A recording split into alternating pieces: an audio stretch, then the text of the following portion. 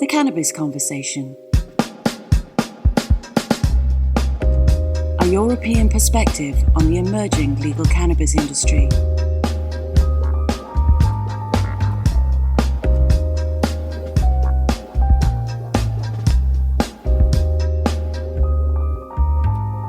Welcome to the Cannabis Conversation with Anuj Desai, where we explore the new legal cannabis industry by speaking to the professionals that are helping to shape it.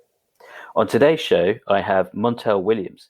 Montel is an Emmy Award-winning TV personality and had a very successful talk show in the 1990s and the noughties. He's also now a prominent medical cannabis advocate and activist. I'm really excited to have him on the show. Montel, welcome. Thanks so much for having me, Anuj. Real pleasure, real pleasure. How are you doing at the moment? I'm doing great, but just for your listeners to know, I literally have been involved in cannabis long before this became vogue, and people try to jump aboard a green rush. I've been involved with working on legislation changes and trying to allow patients to have good access to medical cannabis for now 20 years. Wow! I started my advocacy back in about 2001 and have never looked back. Yeah, that's brilliant. But we'll get to talk about a bit more about your background and, where it all started and what you're up to now in a minute. But, I remember you well from the 90s when I was a teenager because your show was on in the UK. But Yeah. Perhaps some of my younger audience might not know some of your background. Would you mind sort of telling us a bit about, your history and in particular how you kind of moved into the cannabis advocacy? Yeah, it's kind of crazy. And you're right. A lot of your younger listeners may not recognize me, but I was one of the only American shows, I think, that literally was syndicated in the UK for several years. As a matter of fact, there was a lot. I was back. I think you were one of my first international audiences, and I, along with Oprah, were probably two of the only shows you had there that was consistently broadcast from the United States. And the UK also allowed me to be for the first time actually beat Oprah in the ratings for a little while. It was Brilliant on BBC, and then I think I went over to Granada Sky when that was first created, and stayed there for quite a long time. So I enjoyed my time, and I came over to London several times to promote the show, and had an opportunity to do a couple of your local, morning television shows as promotion, and, spent some time over there. So I was really, really, really glad that I had an opportunity to syndicate there. But to go back to the beginning, a lot of people don't know a lot about my background, but I literally, after graduating from high school, I enlisted in the Marine Corps and then was selected to go from the Marine Corps to the Naval Academy in Annapolis, Maryland, to be commissioned as a naval officer. And I spent and did a 22-year duration career in the military. It spanned that 22-year period of time in both active duty and reserves. And literally walked right out of the military and started the Montel Williams Show in 1991. Wow. Went on the air, and the show stayed on the air for 17 years. It was one of the longest running shows on American television history for a while. It ended up, airing in about 35 countries around the world. It was very successful. I won an Emmy as a talk show host, and the show was nominated for multiple Emmys as a show itself, but I won for host.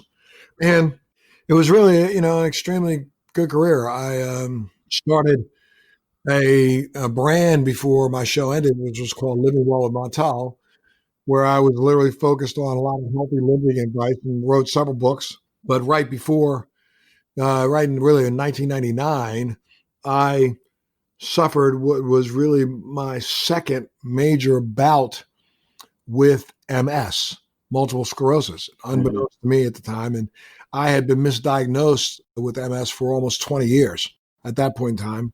And my initial diagnosis back in 1999, 2000, 2001 led me down the path of opioid use, because one of my early symptoms was extreme neuropathic pain. And I had one of my doctors back then, this is back in 2000, suggested to me that I would probably fare better if I got off the opioids and maybe shifted over to this stuff. And the way he said it was, I've heard that this stuff, marijuana, cannabis kind of works for people who have your type of MS. And you ought to look it up. He said, I can't recommend it to you. I can't even suggest it to you, but I'm just throwing it out there and saying, if you do the research, you might find that it's more beneficial to you than the opioids you've been on. And I started my journey back in 2000 and literally attempted to learn as much as I could when I found out that, cannabis was a good alternative to some of the other treatments that were out there and available for MS. I started using it and literally within 3 months put all of my opioid use behind me and have been using it ever since. And Brilliant. because once I found out what it would do for me and how it was helping me, I wanted to make sure I shared as much information as I could with as many other people as I could, and also wanted to make sure that other people had the same kind of access that I had. And so I started my advocacy back in really 2001, working to help make legislative changes across America in multiple states. I probably worked on 7 of the first 19 states that actually legalized medical marijuana in the country, and help work to, develop their legislation and push it through to get it passed. Brilliant. There's so much there. Did you find it challenging experience to start using cannabis to help you with your ailment? Was it, were you hesitant about doing that? Well, no, absolutely. Because, back then, let's go back to 1999, 2000, as it is today, cannabis in the United States is still considered a Schedule I illegal drug. And even though several states have, now passed legislation, they are really in direct opposition to federal law. Though the federal law has now decided to not utilize any funding to prosecute cannabis cases, it still is against the law. And back then, there were very few people. I was probably one of the only ones. I maybe remember Woody Harrelson and maybe one or two others who were extolling the virtues of cannabis, but most people were keeping their mouths very, very quiet and not saying anything. And I mean, I went from 2000, to 2010, 11, and 12, literally being ostracized by lots of people, especially people in the medical community, trying to claim that there was no medical efficaciousness to cannabis, even though those same people knew that the United States government had the nerve to issue itself a patent on cannabinoids back in 2002. So, we have a country and I live in a country that literally is as hypocritical as it can be, because out of one side of its mouth, it says that cannabis has no medical efficaciousness. And then out of the other side of its mouth, it says in its patent abstract that it is one of the most powerful anti-inflammatories and, analgesics for, fight against neurological disease. So it was a tough journey. I met with a lot of pushback from a lot of doctors and a lot of people who were so-called, authorities who really knew nothing. And we're starting to find out more and more about what people don't know rather than what people do know. And how about your friends and family as well? Was there any kind of, funny looks from them, or could they actually see the improvement that it was giving to you? Oh, almost to the person. Everyone understood why I was doing it and literally applauded me for, trying to take control over my illness. And, lots of people had constantly commented on the fact that they could see very clearly, when I was using cannabis, the effect that it had on my illness, because it really helped me to control some of my spasticity. It literally helped to not nullify, but help me cope with my pain in a different way than I had been dealing with opioids. And, it took care of and helped to abate, or at least help me deal with some of my symptoms way better than I had been. Yeah. I mean, that's great. And I also had Steve D'Angelo on the show previously, who's obviously another long-term advocate like yourself. How have you seen things change over the years, because you've been sort of pushing the cause for so long?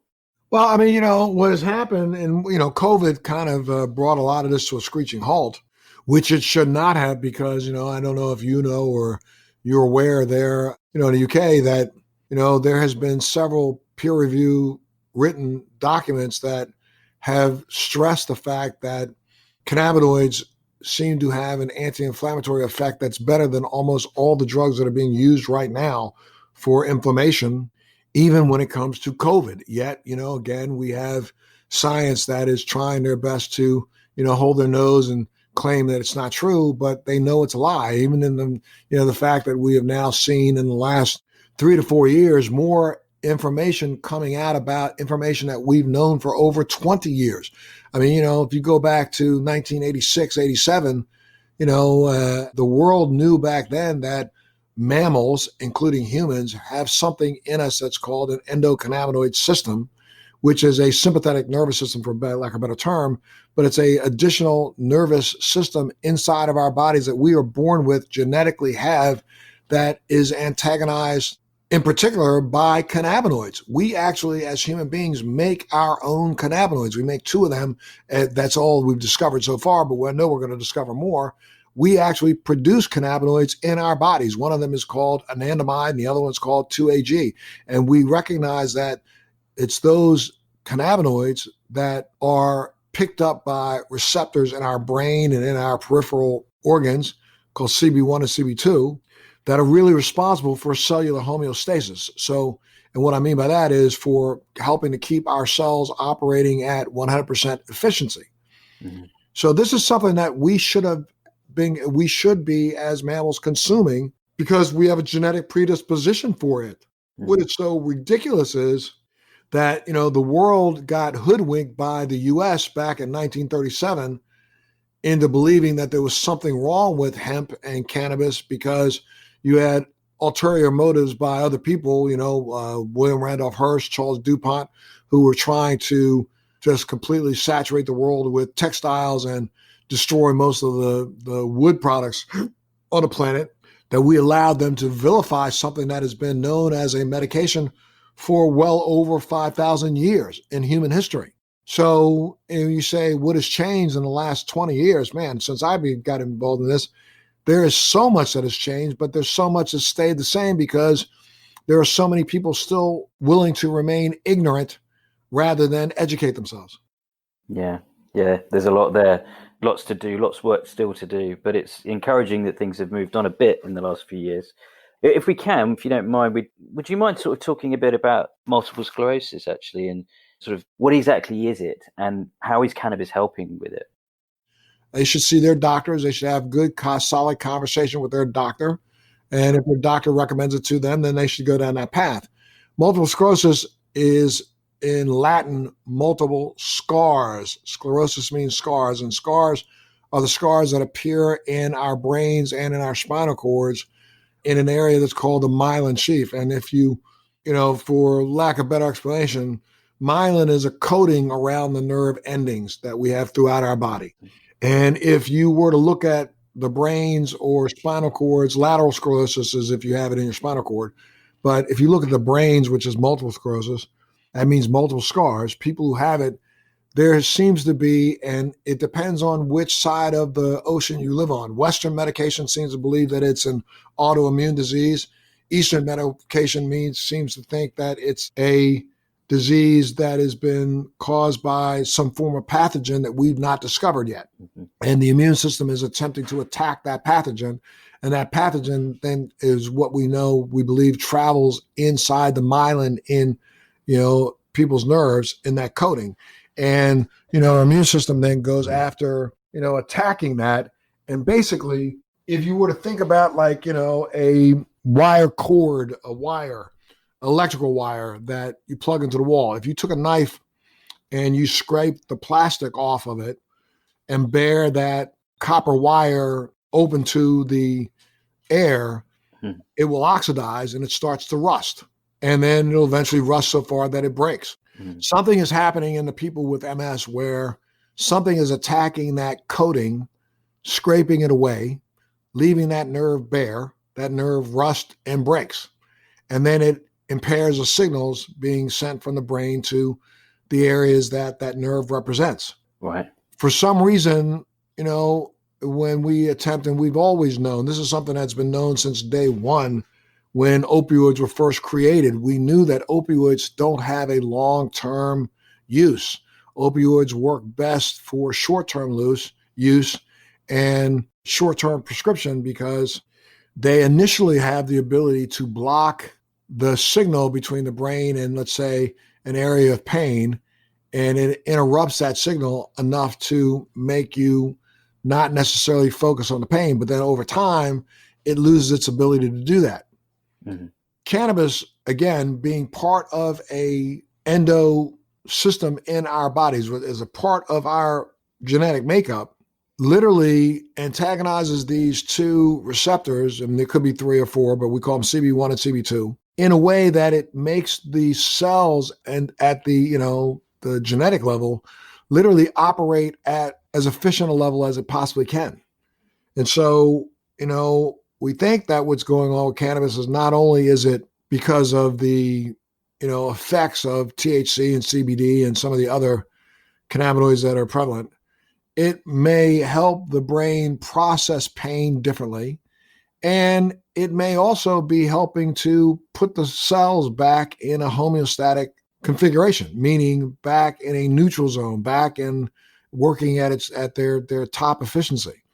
And because of that, it seems to affect the way the nerves respond to the damage that's been caused by MS. And for me, it doesn't absolutely completely negate my pain, but it helps me cope with it in a different way. It helps make it a little bit more bearable. It also literally almost immediately will stop my tremors. And no one can explain why that happens, but it does. And it literally is, in some cases has completely helped me or helped to alleviate some neuropathic areas that had been kind of locked in pain. It's taken away. I had, before I really started on a regimen that was a daily regimen of CBD and other things, I experienced some spots like trigeminal neuralgia, pain in my face, and some other things. But then I noticed after 2 or 3 months of solid titration, it went away and it's never come back. Wow. And, we've now seen in peer-reviewed written documents coming from around the world, we know that certain cannabinoids have special anti-inflammatory capabilities that literally affect cancer cells and affect the areas around cancer. So this has all been documented and is in peer-reviewed documentation. You can look it up, go up online and find them. So the more and more we study this, the more and more we're starting to find out that this is something that should have been like it was before 1937, a part of your daily regimen.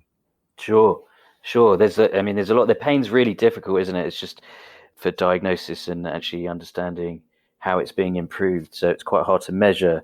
But, the proof is in the pudding. If you're able to live a more normal and fuller life, then clearly it's working on some levels. And you actually just talked about an interesting point about your particular regimen. So how have you found that? Have you been physician-led, or have you had to experiment on your own in terms of figuring out dosing, which cannabinoids work, which terpenes are better for you, vaping, ingesting? Over my journey now for well over 20 years, I've literally dug in and done more research than I think most doctors do. I don't really, I speak to some authorities. There are several doctors now in the United States that have literally, because we've now started at some major universities teaching courses on the endocannabinoid system. Now doctors are starting to approach it as they would approach any other area of medicine. And there are some that are becoming very learned. So I've been listening to some of them, but a lot of them are only literally repeating back to me what I was talking about 5 and 6 years ago. So I've literally led my own journey. I discovered long ago, long before, the term CBD was even being used in most written documentation or even being spoken about. I was seeking out CBD products back in 2001 and 2002. I was identifying terpenes and terpene profiles of different, cultivars that I knew would give me more relief. And, terpenes have been around for a long time. We've looked at terpenes. Terpenes are nothing more than, the molecules that help to give plants their fragrance, color, and taste. And they also help to make plants in some ways more bioavailable. And so if you study terpenes, which I did and started looking at terpenes back in 2007, 8, 9, recognizing that the plant has so much more in it than we thought, I was looking for those kind of cultivars that seemed to help me better than other ones. Mm-hmm. Very early on, back in as far as 2000, I literally became a keef user rather than a flower user. And people don't know what keef is. Keef is the trichomes and basically, for lack of a better term, the pollen that's created by a cannabis flower. And I say I'm using that term loosely. It's the pollen. It's not necessarily pollen. But it contains the largest amount of trichomes and some of the oils that are right there. And those oils end up being incorporated and helping to make the leaves bigger. I have bypassed a lot of the leafy material and been using mostly kief now for almost 20 years. And then when I decided to enter the marketplace, I decided to create my own product where I was using whole flower, broad spectrum cannabinoids to produce an oil that literally would be, married together with other cultivars so that I had a broader spectrum of the terpenes also, and so that I could kind of dial in a formulation that seemed to work for me better. And I've been an oil, I'm a vaping person, and oil and edible CBD for now years. Yeah, it's fascinating, isn't it? I think what I love about how this thing is evolving is the idea of personalized medicine, and therefore everyone needs to experiment a little bit, because what works for your physiology will be different to the things that work for mine. Have you found that sort of aspect of things? Well, I think you're absolutely 100% right. I mean, I think that, that's the reason why, now I don't necessarily agree with the fact that, we are constantly crossbreeding, coming up with new names and new, cultivars that really are just old cultivars that are always here. I think that, if we can get back to the original science of maybe 7 or 8 different types of cannabis and then really look at those as deeply as we can, taking those apart and looking at all of the component parts. I mean, back 20 years ago, we thought there was only 2 cannabinoids. Well, now we know that there is over 166 cannabinoids. We thought that, plants had only, a small number of individual terpenes. And now we're realizing that, most of the plants have about 20 to 30 terpenes, although they may come in different percentages per plant. So now it's a matter of the individual trying to find what works best for them. And I really do believe that, there will come a day once we've done the proper science that we will be able to dial in a formulation for each individual person. Yeah. Yeah. It's a really exciting area. And, we're only just at the beginning, which is crazy, but you kind of talked a bit about it. So, I mean, you founded a company called Lenitiv Scientific. Can you tell us a bit about that? Absolutely. I founded a company called Leonard Scientific now about 5 years ago. And I literally was trying to create the products that work best for me and then broaden them out a little bit to see if other people who were looking for relief could get relief. And, so far it's worked. I had one production partner. I've now ended that relationship and I'm about to try to do it again with another production partner, but I've created an entire line of CBD products that have specific terpene profiles. I've also created an entire line of THC products that are THC and CBD plus terpenes together in an oil and also in an edible gel cap. And they've done very, very well in the marketplace. People have enjoyed them. And now I'm working to, begin a relationship with a new manufacturing partner, and hopefully, my CBD products will be able to be, sold internationally, worldwide. Yeah. Quickly, where did you get the name Lenitiv from? Lenitiv, if you put an E on it, is a term that was used back at the turn of the century to mean assuaging pain, lessening pain. It's a real word, lenitive. And so I just dropped the E and, stylized it so that I could use it as a name, and that's where it came from. Fantastic. And actually, I should have asked you this before, but if we're talking about pain, I read a lot about THC being, kind of a big driver in tackling pain. But you seem to have referred to CBD quite a lot. Are you using a mix to treat your pain? Absolutely. No ifs, ands, or buts. I think, again, THC is more, I think, associated with the euphoria effect in actually separating your mind in a way from the pain. But does it really is it as good as an anti-inflammatory? Right now, the jury is still out because we think that CBD and THC both have anti-inflammatory capabilities and don't really know which one has the higher. It seems that THC works extremely well against cancer cells and cancer damage when it comes to an anti-inflammatory response. But CBD seems to have, and has shown a very clear ability to, lessen people's pain. And I think it's because, again, of that homeostasis that it helps to cause in the cells. Yeah. Yeah, and again, we've got so much more to learn, and undoubtedly there's going to be more cannabinoids that will enter the picture as well.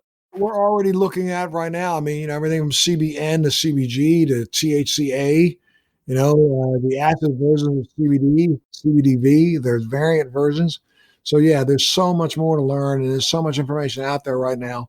So I think that, most people would be better off if in fact they were using, broader spectrum cannabis and using that as their test platform. Yeah, for sure. You also have a podcast, which is quite nice. Oh yes, I've got a podcast that's anybody can check out anywhere you get your podcast. It's called Let's Be Blunt with Montel, where we talk about and tackle anything and everything cannabis and other issues such as. And I also have another one that's called Free Thinking, and both of those podcasts are up right now. You can get them, iHeartRadio and several other places that you get your podcasts. Great. Well, I'll put all links to those when we push the show out. But how have you found that after a career on mainstream TV? How have you found the podcasting world? It's been, I've really enjoyed it. I enjoy having the conversations that I've been having with people, almost on a daily basis. And I'll do 3 more podcasts tomorrow. It's a whole nother world, but it also gives you an opportunity to reach an audience that doesn't take the time to look at TV anymore. Yeah, it's true, isn't it? And I think, it's probably quite lockdown friendly because you can do things like this and talk to people across the world quite easily. Absolutely. Cool. So as we get towards the end, maybe we'll just do a bit of kind of crystal ball gazing. Yeah. How do you see things going in the future? What are the big sort of things we're looking forward to in this space? Well, I mean, I really think that we're hitting turning point, and COVID is the monkey wrench that's been thrown into this. It's like it's got people, deflected and looking in other directions where I think this is the direction they should be looking in. For as far as the United States goes, it depends on who literally wins the election, I think, on November 3rd. We could see another calamitous 4 years if, in fact, Donald Trump ends up being reelected. And if Biden gets reelected, we could see 4 years that may make a couple of strides in the right direction, but it'll also take a couple of steps backwards. Biden has not been one of the biggest supporters of cannabis, and partly because he has been so misinformed, even currently still misinformed today. He's a guy who will say in a speech that, he still believes that cannabis is a gateway drug, which we know now science has proven it's not. But at least he and Kamala Harris have discussed decriminalizing cannabis, which I think would be the first start, but really wouldn't in any way, shape, or form be the move that needs to happen. I mean, honestly, in the United States, what we need to do is deschedule cannabis and get out of the federal business of cannabis in any way, shape, or form. If you notice that around the world, and a lot of people don't know that, it was a 1962 UN resolution that was signed on to by lots of countries that literally stopped and slowed down the distribution of hemp worldwide. But now so many countries are pulling out of that treaty. Colombia has legalized cannabis as a state product. Mexico's about to do the same thing. I think Argentina, Spain, lots of countries around the world are starting to recognize the medical viability. And, when we found out that cannabis was literally probably one of the frontline defenses against opioid addiction, I think a lot of people have decided that, maybe we ought to just stop, slow down, and listen to the science. And so I'm hoping that over the next, 2 to 3 years, that's what people will do, is listen to the science, and science will lead the way. And if it does so, then we should be looking at a place in the next 2 to 3 years where internationally there'll be an alternative medication on the marketplace for everyone to use. Fingers crossed. And do you think federal legalization could happen in the next few years? I think what will happen in the United States, it'll be federal decriminalization if, in fact, Biden gets elected. Decriminalization, not legalization, but decriminalization. Right. And then he would then turn it over to the individual states. Well, what we've seen so far in the United States, especially for this last 6 months, is that cannabis is probably one of the only recession-proof businesses that are out there. I mean, almost every single state where there is a cannabis law in place and they allow for the sale. First off, in almost every state where there's been a medical cannabis program, cannabis has been considered an essential product, an essential business. And so it's been able to operate during all of the restrictions that most states levy on businesses. And that was really important. And I think if, in fact, they decriminalize and leave it up to the states, I think that's where we'll start the process of getting this right. Absolutely. Well, here's hoping for a positive result on November the 3rd, I guess. Oh, man, everybody's got their fingers crossed here. Absolutely. It's hard to see. The debacle started, 2014, and there's no reason why it started. So 2016. So, hopefully, it'll end 2020. Fingers crossed. Cool. Well, Montel, thank you so much for sparing the time today. It's been great to chat to you. No, sir. Thank you so much. I really, really appreciate, you doing what you're doing there. And, I think it's going to take us from every direction, hitting this as hard as we can to make people finally understand that they've had something looking them in the face for the last 5,000 years that they've ignored that could bring a lot of relief to a lot of people. Absolutely. I hope so too. And we'd love to have you on again at some point in the future. Sure. Anytime. Just reach out. Cool. Thank you, Montel. Yes, sir. You take care of yourself. Be well. Cheers. Thanks for joining me for that. Hope you enjoyed the show. If you did enjoy it, please hit subscribe on whichever podcast platform you use. I'd also love a nice 5-star review on iTunes if you have the time. You can also follow the Cannabis Conversation page on LinkedIn and also sign up to my mailing list via cannabis-conversation.com. Until next week, have a good one.